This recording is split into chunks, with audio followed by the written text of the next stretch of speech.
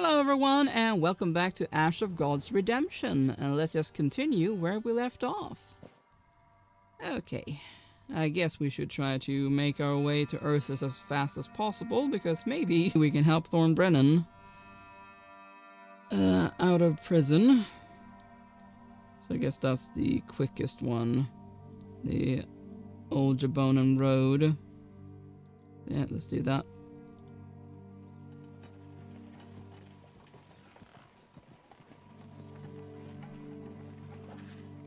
Oh. Trees nearest the road are scarred with various travelers' marks. Some have their lower branches cut off, others' bark has been stripped to ribbons. You notice a thick branch leaning purposefully against a trunk, just below a tree hollow. Someone has either put something in or taken it out. Ake follows your gaze. That hole interests you, Hopper? Really?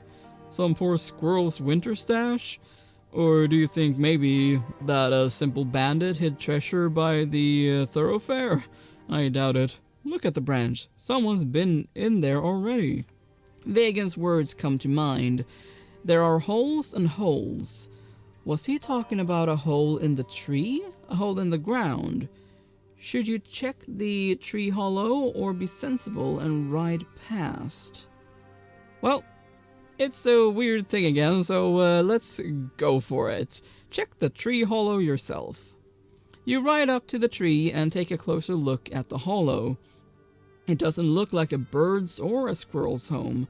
A sense of menace emanates from the thick trunk's dark eye. You snap a branch and shove it in. Something hisses within. Ake is clearly worried. Be careful, Hopper. Forget the hollow. Mark my words, there's a god-awful snake in there. There are no tree snakes in Burkana, of course, but it would be vermin from the Madwood. Screw it, let's go. You stare at the tree hollow, mesmerized. The snake continues to hiss. Is it enchanted? Should you curtail your curiosity? I mean, there's a snake in there. I don't really want to risk myself that much, so just right away from the tree hollow.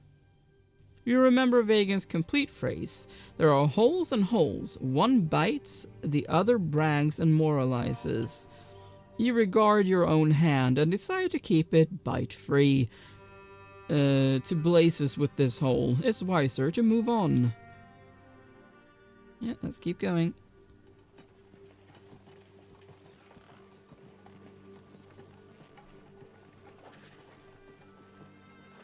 Give in to the curse.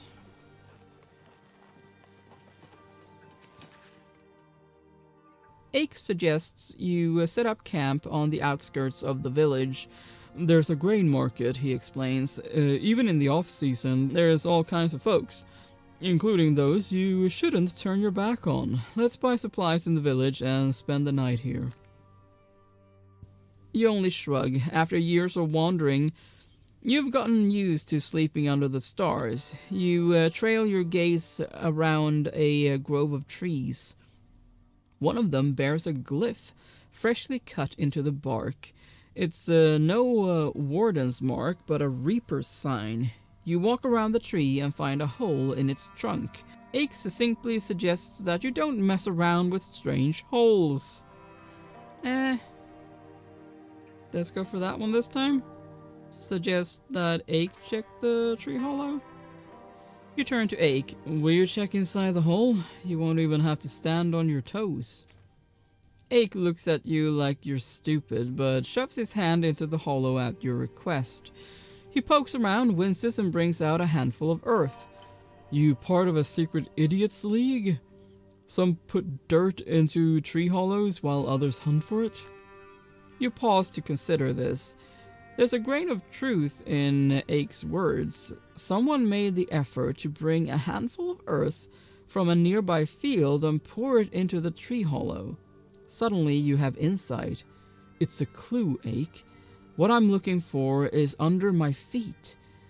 I just need to find out where exactly to look. Don't trouble yourself with my musings. Let's camp here for the night and head out in the morning. We have skill points. Oh, we have a lot of them. There we go. Points all distributed. Let's continue. Get ourselves to Ursus. The walls of Ursus already loom through the trees when you overhear sounds of fighting. You find Ensis fighting a Jaranan horse patrol in a nearby meadow. Ake grips his sword tightly. Hey, book lover, we should help the boys deal with the abominations. You just stay here, away from the sharp blades. You shrug and dismount to watch the skirmish. Reinforcements are already coming from the city gates, so the Ensis don't stand a chance. A twig cracks, making you turn and unsheath your sword. Another Ents squad emerges from the nearby forest. Eh boy. So much for me not fighting, eh?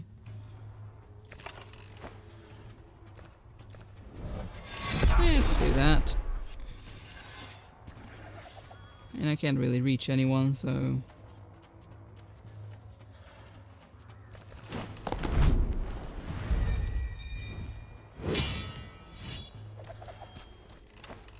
Although if I go here...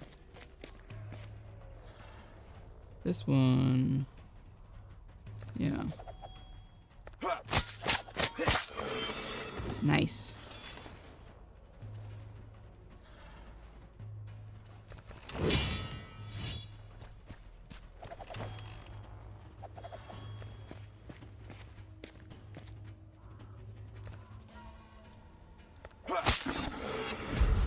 Another one down. Let's do that again.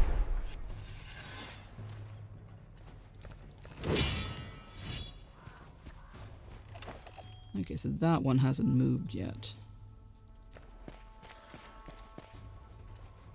Although he'll probably be able to reach me. Can I do that one?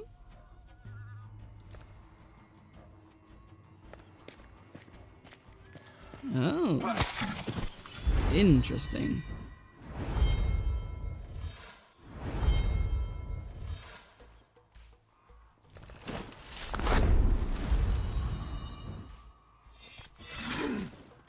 Ouch. Rude, man.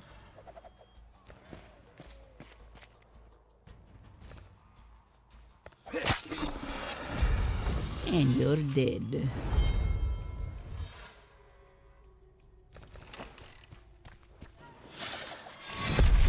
Ouch. Oh, how nice of you to move closer.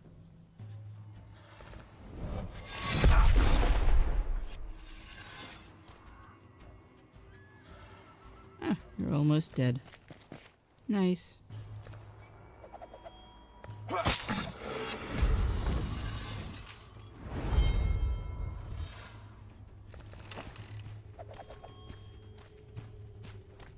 And we can walk far.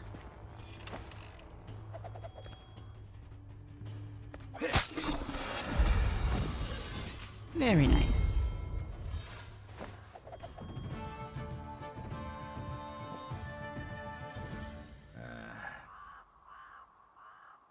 Oh shit. Healer, what's the deal with you and those Enses? I've never seen such swordplay. If you treat wounds as well as you fight, you could resurrect the dead or something. Can't do that, Ake. Besides, why do you need to reanimate the dead anyway? They're already in the hands of the gods. It's the living we should be looking after. I cannot believe this. This peppy old man is a healer? You have my respect, sir. Never actually saw Akon's fight, but I don't think they'd give you much of a challenge. I am Shek, commander of the guard at Ursus, at your service. A hopper Rouley at your service. Never encountered an Akon and not eager to. Tempting fate is one thing. Laughing in its face is something else entirely. Well said, Hopper. Thanks for your help. Never would have thought I'd have to fend off enemies near my hometown walls. Although it wasn't long ago I was nabbing similar beasts in the Ursus streets. There were Enses in town? Has the reaping gotten Ursus too? If messengers are to be believed, it's the same mayhem as in Albius. Not sure if it's the reaping, but many are getting sores on their necks and the bell hasn't stopped ringing for days. No reapers here, but those white-masked abominations are popping up like mushrooms. Answers are drawn to the men here. The masked warriors always arrive just before a reaping, for they are its harbingers. They come, eagerly rushing to the sacred stones. Then the men here accumulate poison and become deadly. True, our stone killed some people too. We allow none near it now, of course, and we forbid even discussing this plight. For now, the ointments the monks bring from the temple supply do their job. It alleviates some of the pain. Judging by the flags, the king is in town. Why not in the capital, though? They say war is coming to the western border, and which Berkanan kingdom will be the first one plunged into the mess? That's right, Jarana. Gabona's trouble is business as usual anyway. Besides, the king's old now and his health is declining. His son, on the other hand, is young and healthy. His Highness is stationed in Ursus, by the way. This is hardly a big city, but it has more resources than Albius and thrice the population. We even have a royal palace here. Just you wait till Prince Trig comes back. Then it'll all be like it was. You don't believe this, do you, Shek? Nothing will be as it was anymore. If records of the previous reapings are to be believed, only 1 in 3 women survived, and only 1 in 5 men weren't killed in battle. I don't want to think of it. And what's the point of digging graves and crying over those who still live? Have you perchance seen Prince Ho?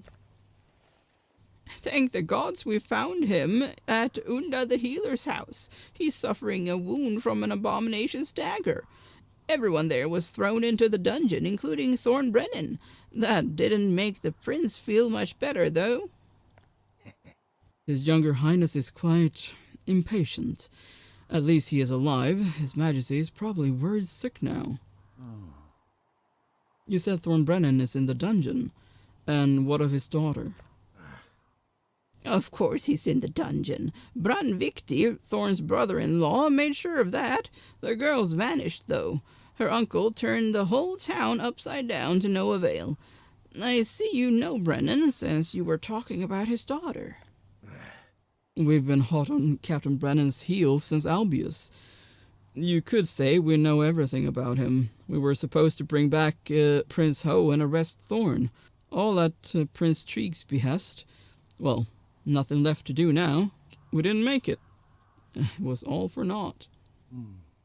Maybe you don't care, but I need to get to the dungeon and talk with Thornbrennan right now.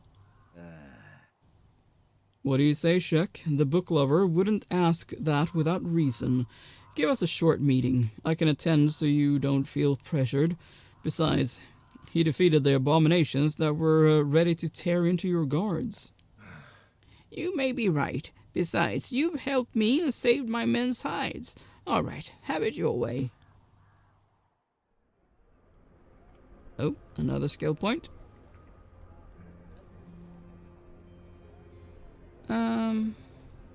Okay, let's talk to Ake first then. Listen, Ake, you're going to burn a hole in my head with that stare of yours. Something wrong? I still don't get why the Cardinal carried you in his arms. You may have undone the sorcery and be quite deft at swinging that sword of yours, but so what? Why would the Cardinal care? What if I tell you I'm a great scholar, an expert on ancient manuscripts, an interpreter and translator? I'm a rare breed, my friend. Do you think the Cardinal would rather rummage through hundreds of manuscripts or just ask me for the answer? So you're like a walking library or something? I don't believe that one bit. Answer me this. What was that fiend in Albius? What did it want with Trouble? And why is the war with Frisia happening in Reap time?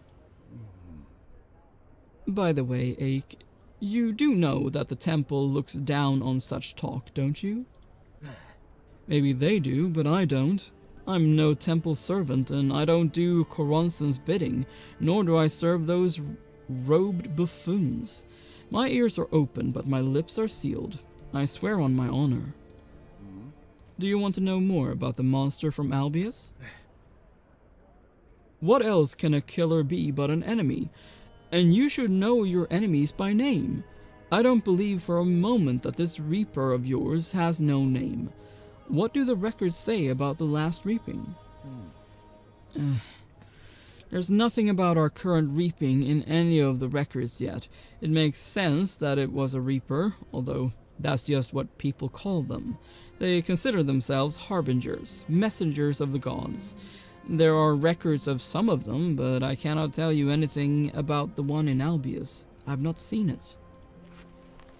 Well, I'll tell you then. I was questioning the merchant. His name's Padagang, I think. The reaper was tall, half-naked, gray of skin, had dirty hair, just like a shaman's, and he's got a bunch of chains and such on him. He also held a giant glaive made from a kind of drab metal. That was Dorpkal, one of the most powerful reapers.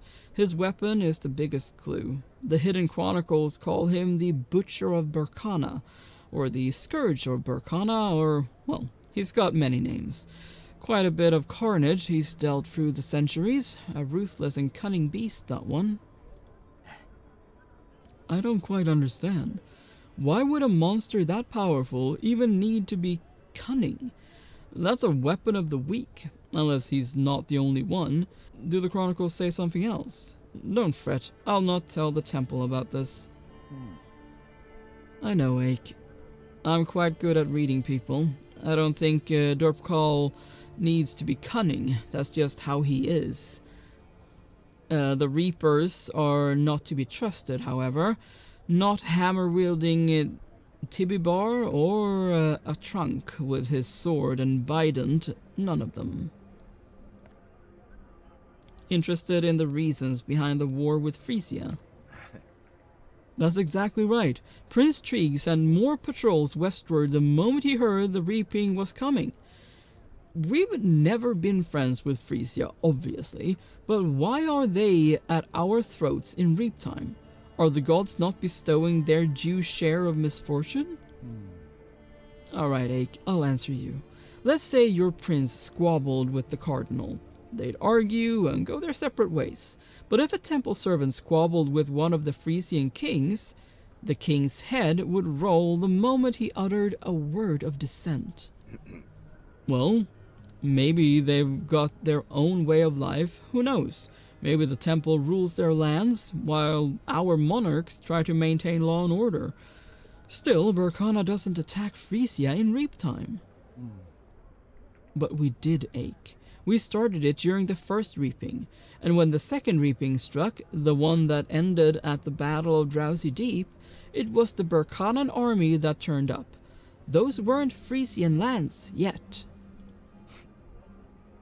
So that's how it is, eh? Burkana played dirty with Frisia and now expects payback during every reaping? And why tell me of the Frisian ways? The Frisian temple, the Temple of Divine Wrath, yearns to rid itself of both the Temple of Divine Retribution and Burkana itself. They're the ones who truly command the Frisian troops. The reaping presents a good opportunity to finish off a weakened enemy. That's how it goes. The reaping comes, and Frisia's right on cue. Do you want to know why Trouble had to die? Don't tell me you've no curiosity. The monster paralyzed everyone, turned a third of the townsfolk against the others, and beset the whole town with plague. But Trouble was the only one it itself killed. It even climbed the town hall just to get him. Do you know why they need the reaping? because they find nourishment in death, torture, and pain. More precisely, those things power the sacred stones, imbuing them with their healing properties. Now tell me, is it any better to be killed by a friend than an enemy? What are you even saying? An enemy, of course. Let's see him try to kill me. A friend who plots against you is no friend at all, wouldn't you say? Much more infuriating than those who present themselves as enemies from the start. That's how it is. Your hatred, your tears, despite your best attempts to hide them, are just food for the sacred stones. So, if trouble became that Reaper's servant and began to slaughter the townsfolk, the Reaper would find it quite amusing and satisfying. Praise the gods Trouble didn't agree to that. Those of royal blood are certainly a lot tougher. Take Prince Trig, for example. What a man. His father was quite the fearless fellow himself when he was in his prime. That's why he didn't get on well with his grandson. We all bleed the same shade of red. Few have faced a Reaper and lived to tell the tale. Maybe Trouble's heart just couldn't take it. The Jabonan king massacred his subjects. Trig's ancestor, the Jaranan king, did so too. Didn't matter in the end. They just joined the pile of corpses they created. I suppose that's enough for now. Perhaps. One little thing I don't quite get, though. Your words have a ring of truth, and I may be but a simple swordsman, certainly no scholar, no peasant either. Yet, I've got a hunch that the temple servants and reapers are in cahoots. I mean, they're all making a fuss over their precious menhirs. Ache, this is a pandemonium I want no part in. Not in the way I appear in your eyes, at least. I've heard this reaping's the last one. Is that true? Think. What would it take to make this the last battle? No one's to be left alive? No women, no children? Only then, maybe. If Dorp Hall is on Frisia's side, does Berkana have its own reapers? Do the same reapers roam in the north and the south? Well, things happen. The only certainty? Reapers serve no one. Well, let's go and talk to Thorn then. You should go talk to Thorn, since he's been captured. Shek takes you and Ake to Thorn's cell. Thorn, you have guests. Go greet them. Just keep it brief. This is a dungeon, not an inn, after all. No shenanigans, you hear me? I'll be waiting by the entrance.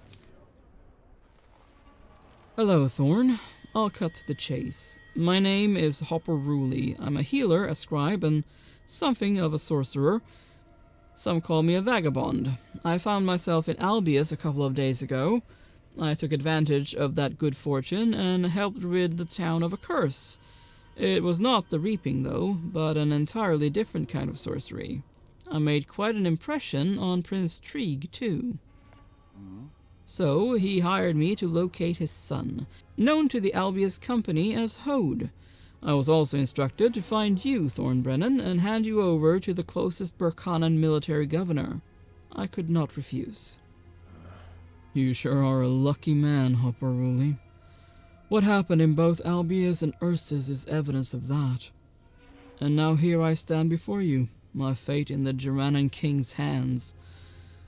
It's just that Hode, Prince Ho rather, is still out cold, and he very well may be at death's door. Perhaps he's not yet done for? I've saved many lives that others felt were beyond saving. Why so quiet, Ake? Will you help me get into the palace? Only Shek can help you with that, and only if he thinks it's truly necessary. We'll ask him tomorrow. My execution is tomorrow. I'm charged with the murder of Albia's guardsmen and failing to protect the prince. He was gravely wounded while in my care.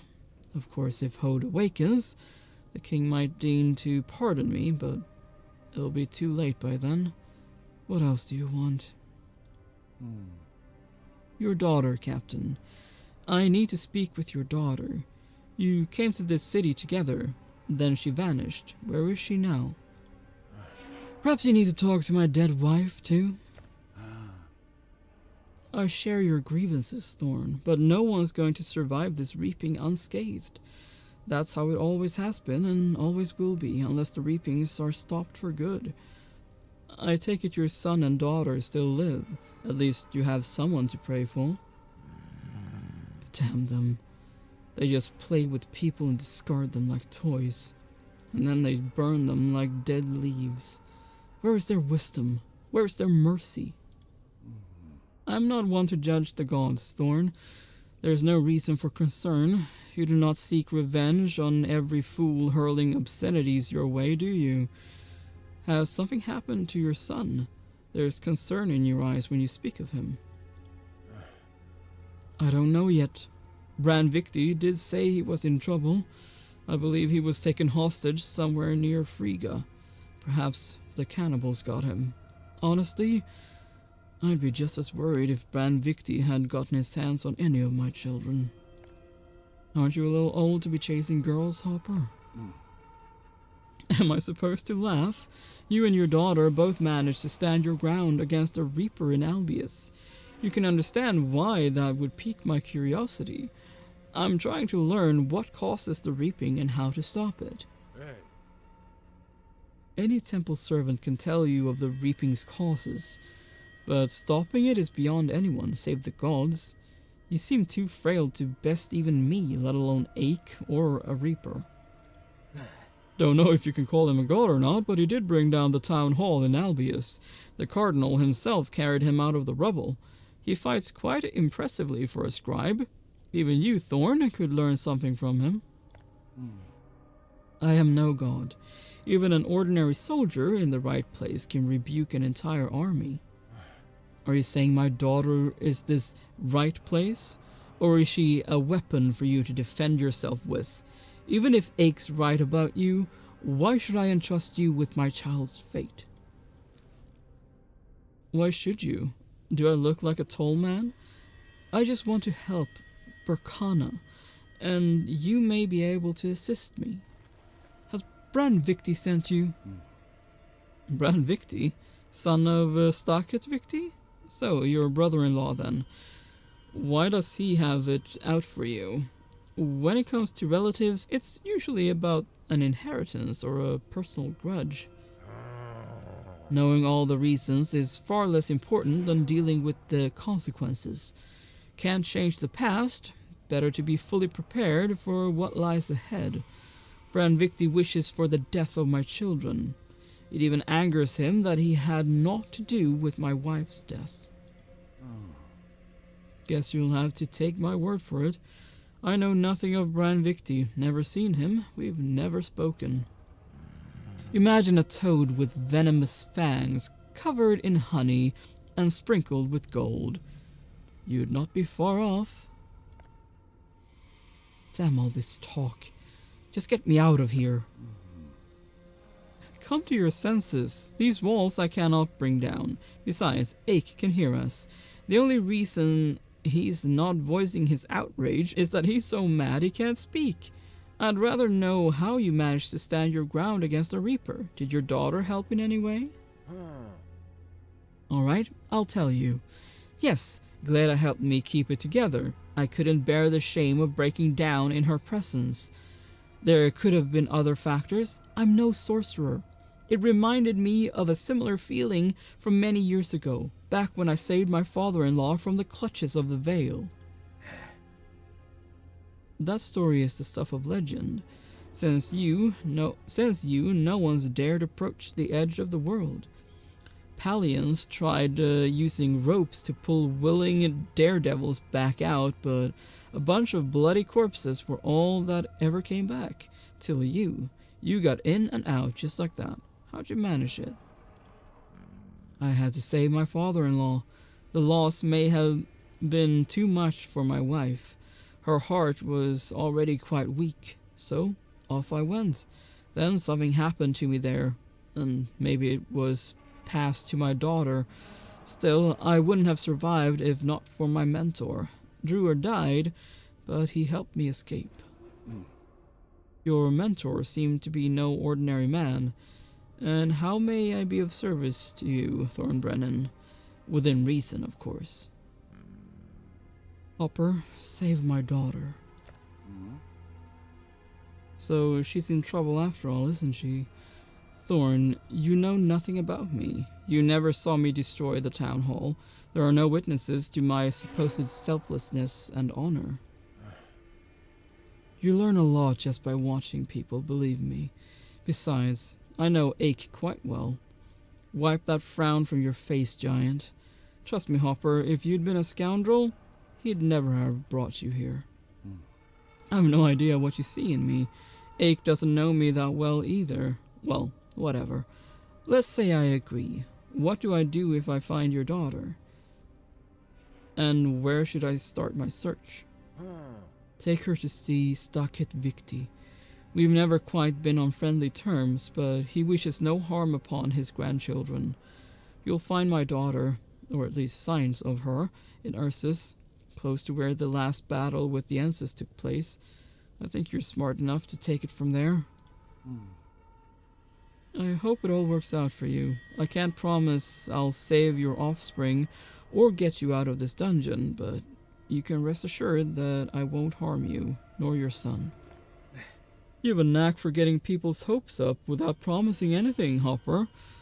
Thorn, why not ask your father-in-law to help anyway? He's quite a powerful man, after all. Not as powerful as the king. Besides, the fate of the prince leaves little to hope for. It's too late to help. Okay, I am going to end this video here. Thank you so much for watching. Please consider leaving a like and subscribe, and I will see you next time. Bye!